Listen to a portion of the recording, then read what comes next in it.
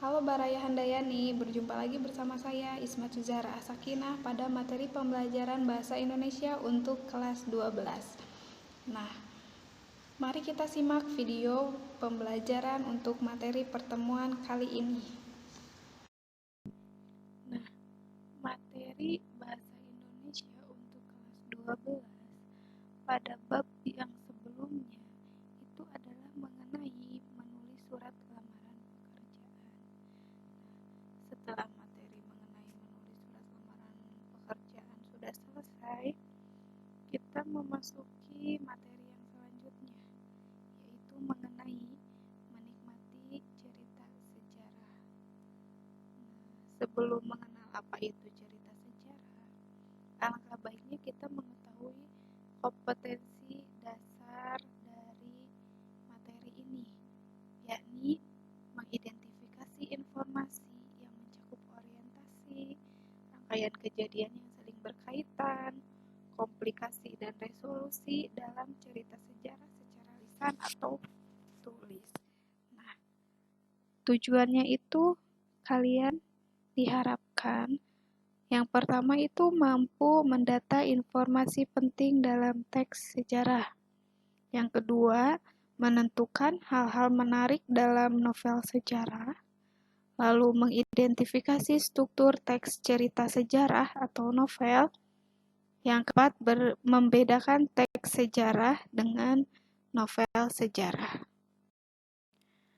Nah, seorang sastrawan yang seringkali menggunakan fakta-fakta sejarah sebagai latar untuk mengisahkan tokoh-tokoh fiksinya, bermaksud untuk mengisahkan kembali seorang tokoh sejarah dalam berbagai dimensi kehidupannya, seperti emosi pribadi, tragedi yang menimpanya, kehidupan keluarga dan masyarakat, serta pandangan politiknya. Nah, di sini ada dua orang contoh sastrawan yang terkenal di Indonesia, sastrawan sejarah. Yang pertama itu ada Pramudia Anantatur atau biasa disapa dengan Pram, dan yang kedua itu ada Ai Prosidi. Ini ada sekilas mengenai Pramudia Anantatur. Nah, melalui karyanya yang fenomenal yaitu tetralogi Pulau Buru, Pram menghasilkan 4 novel yang membahas roman sejarah Indonesia pra-kemerdekaan. Salah satunya Bumi Manusia yang kini diadaptasi menjadi film oleh sutradara Hanung Bramantyo. Nah, selama 81 tahun Pram hidup, ia telah menghasilkan banyak sekali karya sastra. Sudah terdapat 50 karya sastra berupa novel dan sudah terbit dalam 41 bahasa di dunia. Selain itu, novel-novel Pram menjadi bahan ajar wajib beberapa sekolah dan universitas di luar negeri.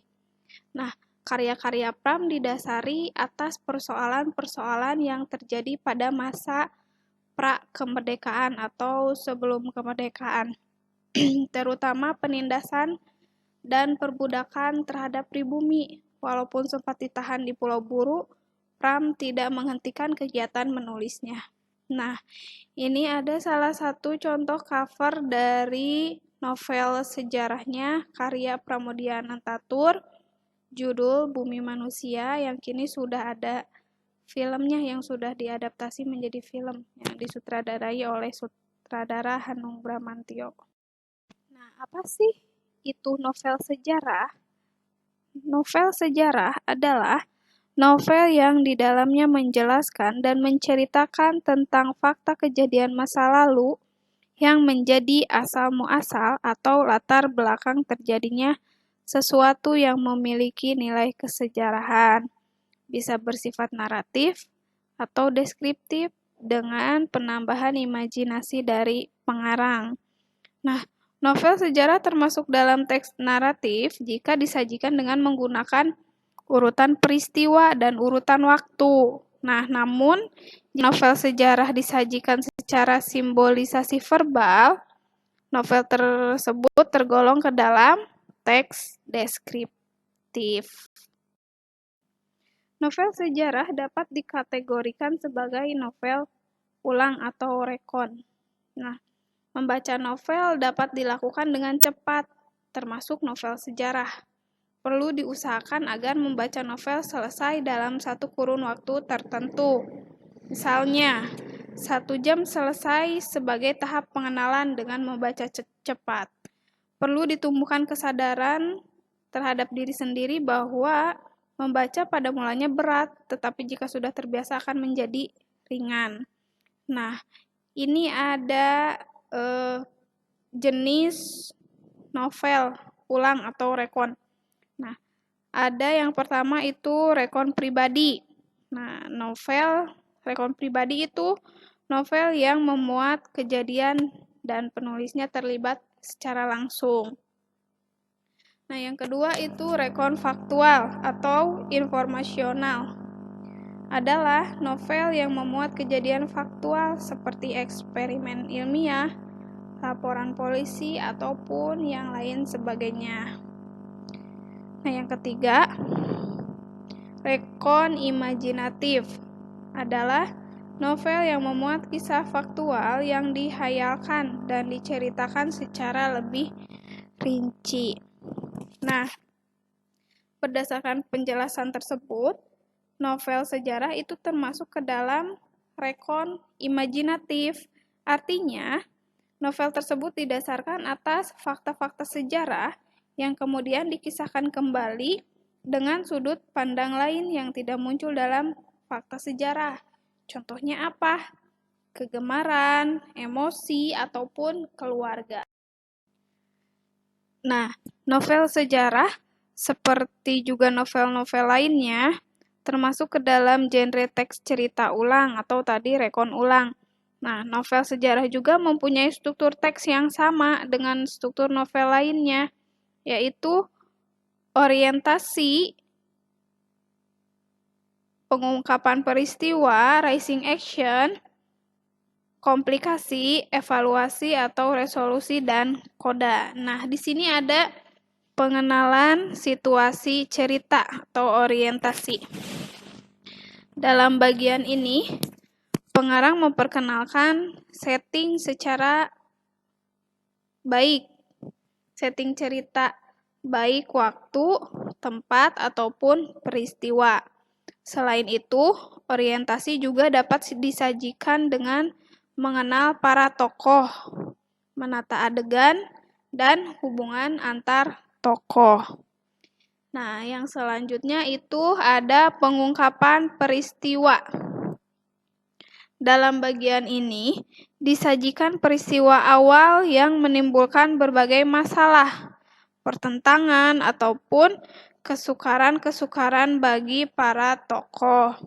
Nah, selanjutnya itu ada menuju konflik atau rising action.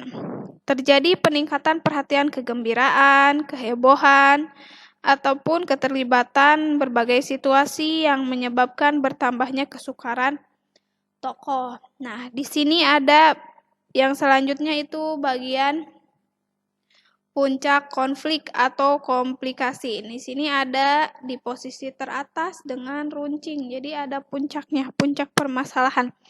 Nah, bagian ini juga disebut sebagai klimaks. Inilah bagian cerita yang paling besar dan mendebarkan. Pada bagian ini pula ditentukan perubahan nasib beberapa tokoh. Misalnya, apakah dia kemudian berhasil menyelesaikan masalahnya atau gagal. Nah, yang selanjutnya itu penyelesaian dengan kurvanya menurun. Atau evaluasi resolusi. Nah, sebagai akhir cerita, pada bagian ini berisi penjelasan atau penilaian tentang sikap ataupun nasib-nasib yang dialami tokohnya setelah mengalami peristiwa puncak tersebut. Pada bagian ini pun sering pula dinyatakan wujud akhir dari kondisi ataupun nasib akhir yang dialami tokoh utama. Nah, yang terakhir itu ada koda. Bagian ini merupakan komentar terhadap keseluruhan isi cerita yang fungsinya sebagai penutup, Komentar yang dimaksud bisa disampaikan langsung oleh pengarang atau dengan mewakilkannya pada seorang tokoh. Hanya saja tidak setiap novel memiliki koda. Bahkan novel-novel modern lebih banyak menyerahkan simpulan akhir ceritanya itu kepada para pembacanya. Mereka dibiarkan menebak-nebak sendiri penyelesaian ceritanya. Nah, yang selanjutnya itu adanya perbedaan novel sejarah dengan teks sejarah.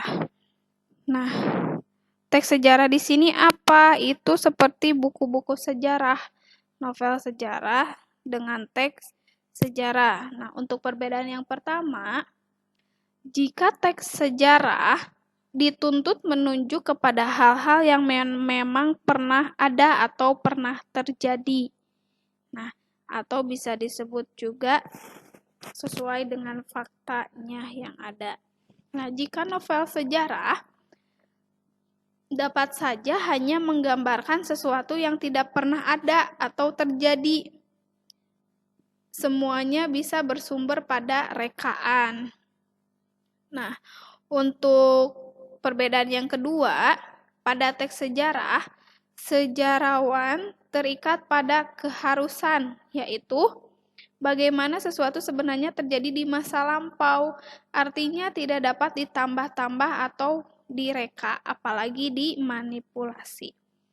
Nah, kalau novel sejarah itu novelis sepenuhnya bebas untuk menciptakan dengan imajinasinya mengenai apa, kapan, siapa, dan di mananya. Nah, adapun perbedaan yang ketiga dari teks sejarah itu hubungan antara fakta satu dengan fakta lainnya perlu direkonstruksi.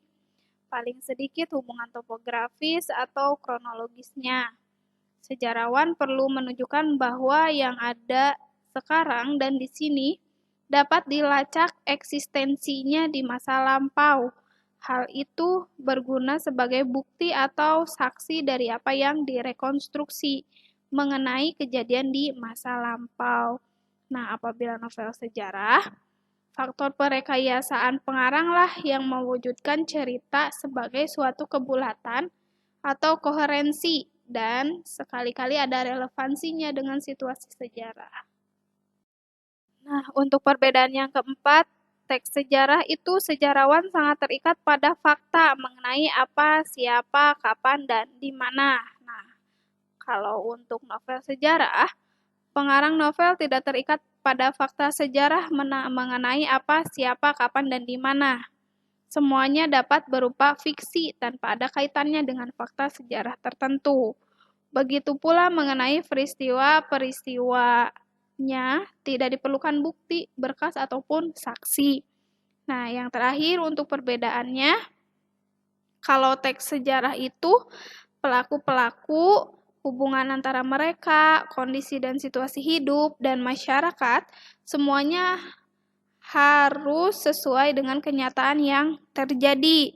Nah, kalau untuk novel sejarah, pelaku-pelaku, hubungan antara mereka, kondisi dan situasi hidup, dan masyarakat, semuanya itu adalah hasil dari imajinasi. Nah, demikian materi pembelajaran untuk pertemuan kali ini. Sampai jumpa di pertemuan selanjutnya. Terima kasih. Assalamualaikum warahmatullahi wabarakatuh.